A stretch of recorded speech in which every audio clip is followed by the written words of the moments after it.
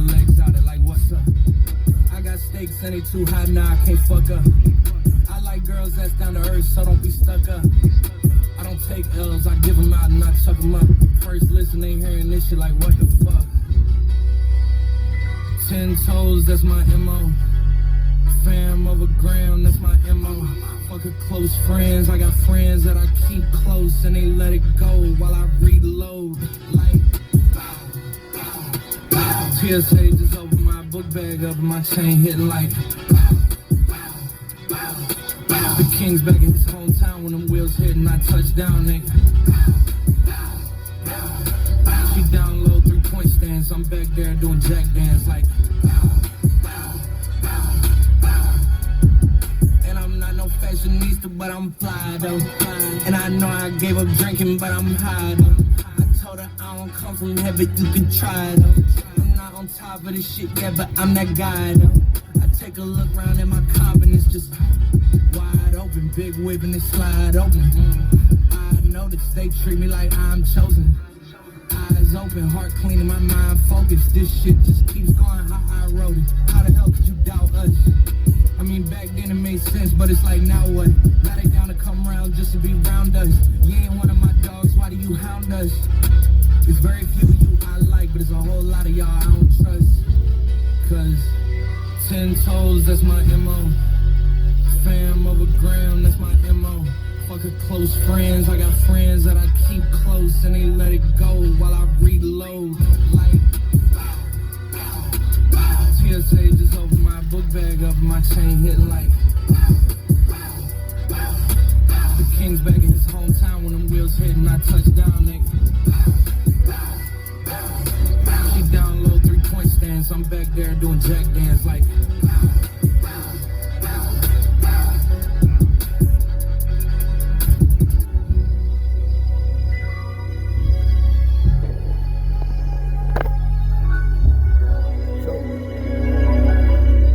At the center again. Now they had a problem with me. I came the other day and I did a little stage show in front of the center, and I hung a little noose around the, because the song "Pretty Noose" by Soundgarden came on. So I did, I did that, and I had some ropes and I made a noose in it, and I actually hung it. On the awning there. On the awning there, right? So and then later on, Officer Pickett, the officer that beat the shit out of me, calls me and said, well, we have complaints that you said you hung a noose. I said it was a joke, it was a joke. I said, well, there's going to be complaints issued, you have to come down. And I came down to the police station and he made me sign some stuff, and lo and behold, I was charged with two counts, disorderly conduct and some other crappy some other crappy things. By Bradley Beach's best. So I had to go to court yesterday for it, and they were the district attorney was very pissed off. I thought we said we weren't going to see each other anymore. It's like blah blah blah. I said whatever. It was a joke. When he goes, well, you can't do that. You can't be hanging nooses. I said, it was a joke. These motherfuckers took me and threw me out of my place, and instead of giving me the 14 days place, that the judge, the eviction judge, said I could have. Instead, after 7 days, they came in and said you have to leave right now. And that's when I had a friend of mine. I had to go rent a car and pull out as much stuff as I can just to carry. That's what I have in my car now. So I started fucking yelling at the DA. I said, how fucking dare you? How dare you fucking... This is all about fucking money, and this is all about you. And then he goes, oh, you can't get upset. I'm not listening to you when you're yelling. I'm going to leave you in the breakout room because, it was one of those Zoom things. Breakout room, and I'll come back, and then we'll talk about it. He comes back, and he goes, all right, so... Are you ready to talk about it now? I said, yeah, I'm ready to talk about it. Are you going to plead guilty? I guess so. I mean, do I really want to go to court for this shit? I probably win, but do I really want to spend money and waste time and go to court for shit? You go, okay, so we're going to reduce to just the disorderly conduct, the lowest fine, and it's going to be $174. Okay. If not, they would have charged me like $500 at the other charges. Okay.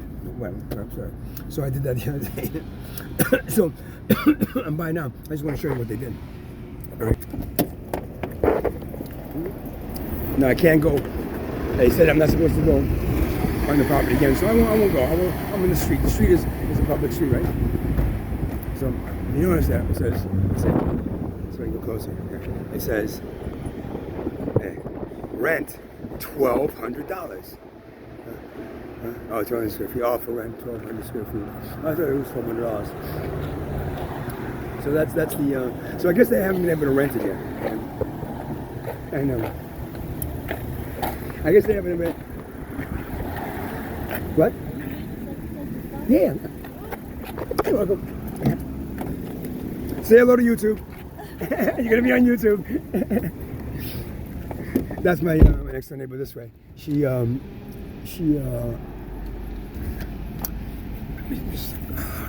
shows little Mexican, little place. A lot of Mexicans go in there to send money to Mexico and stuff. So the place is for rent, 1,200 square feet, which is not. So that's a lot. It's maybe like 900, 1,000 square feet. But 1,200 square feet, I guess they include a basement and stuff. You can't really do much with it. But